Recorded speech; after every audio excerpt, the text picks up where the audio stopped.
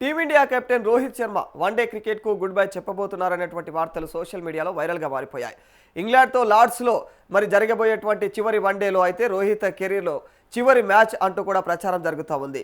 ఈ వార్తలపైన ఇప్పుడు Team India batting coach Sitanshu Kotak clarity ఇవ్వడం జరిగింది.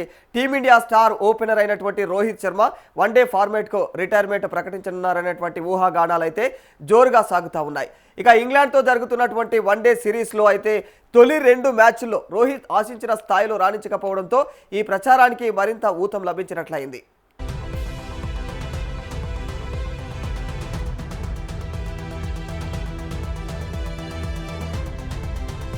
2027 వన్డే ప్రపంచ కప్ వరకు కూడా రోహిత్ జట్టులో కొనసాగుతారని ఇప్పటి వరకు కూడా భావించిన తాజా ప్రదర్శన నేపథ్యంలో అయితే యువ ఆటగాడు యశస్వి జైస్వాల్కు అవకాశాలు ఇవ్వాలని చెప్పేసి సెలక్షన్ కమిటీ ఆలోచిస్తుందనేటువంటి వార్తలు కూడా వినిపిస్తూ ఉన్నాయి.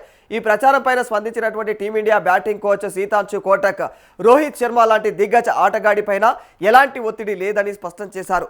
రోహిత్ ఒత్తిడికి లోనయ్యేటువంటి ఆటగాడు కాదని, అతని సామర్థ్యం పైన ఎలాంటి సందేహం అవసరం లేదని తెలియజేశారు.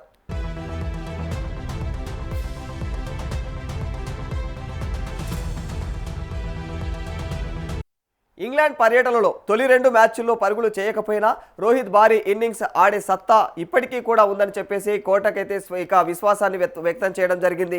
వన్డే క్రికెట్లో ఎంతో మంది దిగ్గజాలు కూడా వరుసగా విఫలమైన సందర్భాలు ఉన్నాయని కూడా గుర్తు చేశారు.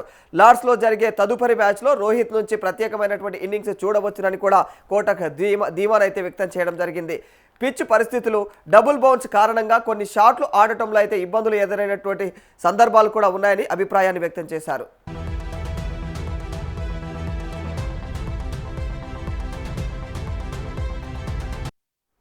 దీంతో రోహిత్ శర్మ ఒత్తిడి కారణంగా వన్డేలకు వీడుకోలు చెప్పనున్నారనేటువంటి ప్రచారంలో నిజం లేదని మరి టీమిండియా మేనేజ్మెంట్ పరోక్షంగా అయితే స్పష్టం చేసినట్లయింది. రోహిత్ రిటైర్మెంట్ పైన ఊహాగానాలు కొనసాగుతున్నప్పటికీ అధికారికంగా ఎలాంటి ప్రకటన లేకపోవడంతో లార్డ్స్ వన్డే పైనే అయితే ఇప్పుడు మరి అభిమానులు అయితే దృష్టి నెలకొల్పారు.